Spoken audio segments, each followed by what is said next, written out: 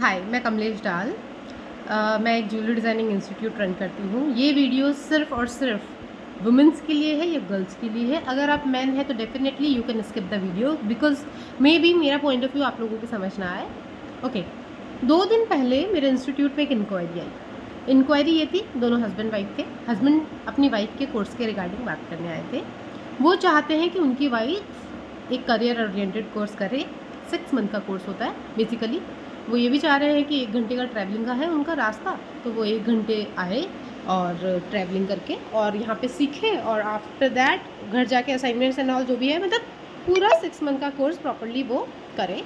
But problem इस बात से हुई मुझे कि वो ये भी कह रहे हैं कि आफ्टर कंप्लीटिंग कोर्स हम नहीं चाहते हैं कि ये कोई जॉब करे, 9 to 5 कोई भी काम करे। I was shocked. और इसीलिए भी क्योंकि सेम चीज़ इन्होंने 1 साल पहले बोली थी जब ये सेम बात करने आए थे कि आप चाहते हो आपकी वाइफ आए इतना दूर ट्रैवल करके, सीखे, टाइम अपना ख़राब करे, घर जाए, एफर्ट्स अपने लगाए और घर को भी संभाले ऑब्वियसली, और फिर आप ये चाहते हो कि वो काम ना करे। सीरियसली क्यों? ऐसा क्यों है? क्यों ये टिपिकल मिडिल क्लास मेंटालिटी है आज भी हमारे समाज में कि आप चाहते हो कि आपकी जो बहू है, लिटरली मैंने ये सुना है कई लोगों के मुंह से, सो कॉल्ड एजुकेटेड लोग कहते हैं कि हम हमारे बेटे की शादी करना चाहते हैं, हमें बहू तो चाहिए पढ़ी लिखी, बट हम ये नहीं चाहते कि वो कोई काम करे। वाई? क्यों ऐसा है? पढ़ी लिखी बहू चाहिए क्यों भैया फिर आपको?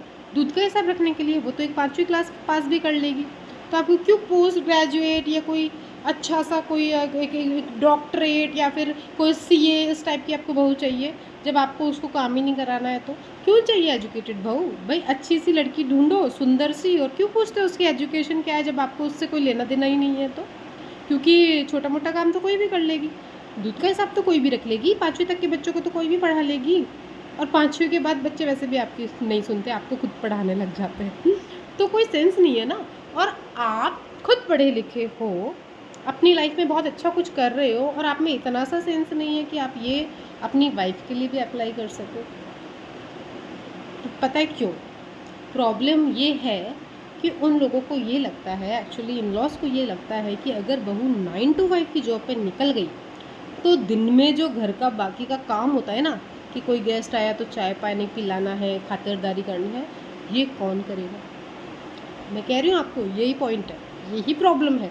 अपने मिडिल क्लास समाज की सबसे बड़ी प्रॉब्लम है ये कि घर में फिर नौकर कौन रहेगा अगर बहू चली गई तो?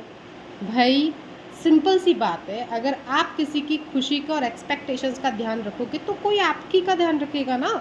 वरना बहुएं ऐसे भी देखी है मैंने कि घर में है, दिन में है, लेकिन कोई गेस्ट आ रहा है तो ना आ रही है, ना एंटरटेन कर रही है, ना कोई चाय पानी करके दे रही है, तब भी तो सास लग रही है। क्या फ़ायदा है? क्या बहादुरी है इस चीज़ में? अगर आप कहते हो कि हाँ बेटा ठीक है, आप अपने हिसाब से जो आपको करना चाहते हो वो आप करो, लेकिन घर कॉम्प्रोमाइज़ नहीं होना चाहिए, तो मैं कह रही हूँ जो एक्चुअल में सिंसियर वुमेन है ना, वो अपनी जान लगा देगी दोनों चीज़ों को मैनेज करने में, और इसके फ़ायदे इतने हैं ना, आप सोच भी नहीं सकते। बाइंडिंग अप माई वीडियो मैं सिर्फ ये कहना चाहती हूँ, स्पेशली गर्ल्स से जिनकी शादी नहीं हुई है, जो शादी करना चाहती है, जिन्होंने अभी तक करियर के बारे में सोचा ही नहीं है। अगर आप ये सपना देख रहे हो कि शादी के बाद बिल्कुल मैं रानी बन के रहूँगी, मुझे किसी चीज़ की ज़रूरत होगी तो मेरा पति हाजिर हो जाएगा, भाई सपना सपना ही रहेगा। रियलिटी में देखो, जागो, और शादी करने से पहले कुछ ऐसा काम पकड़ लो, बिजनेस कर लो, घर से कोई आप काम कर लो, बहुत सारे ऑप्शंस है आज तो। और या फिर कोई शॉर्ट ड्यूरेशन कोर्स पकड़ के, करियर ओरिएंटेड जो अपना कोर्स होता है उसको पकड़ के आप करियर में कुछ भी तो करो, लेकिन शादी से पहले जॉब करना स्टार्ट करो, शादी से पहले वर्किंग। अब अगर ये सोच रहे हो ना कि शादी के बाद मैं बोल दूंगी और ये मुझे मना नहीं करेंगे, मैं 1-2 साल पहले एंजॉय कर लूँ, तो सॉरी, आप खुद अपने करियर के साथ, अपनी लाइफ के साथ बोलते ना खेल रहे हो। कोई आपकी मदद नहीं करेगा, कोई करने भी नहीं आएगा, कुछ नहीं होगा, सिर्फ रोते रह जाओगे, पछताते रह जाओगे। और गलती से अगर आप रिच फैमिली में चले जाओगे तो पता है क्या सुनने को मिलेगा? कितना कमाएगी? 25,000, 30,000, अरे ये तो हम ही दे देंगे। और अगर आप थोड़े नॉर्मल फैमिली में चले जाओगे तो पता है क्या सुनने को मिलेगा?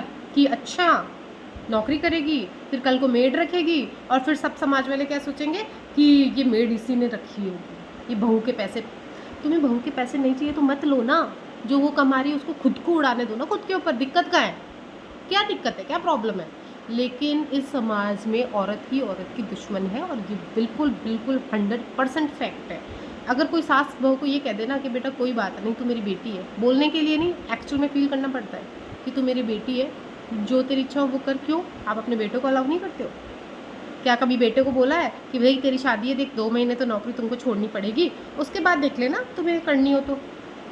कभी नहीं करने देंगे। एक बार जॉब छोड़ दी ना तो वापस ट्रैक पे गाड़ी लाते लाते ज़िंदगी निकल जाएगी, और स्ट्रगल, रोना पड़ेगा अपने हक के लिए।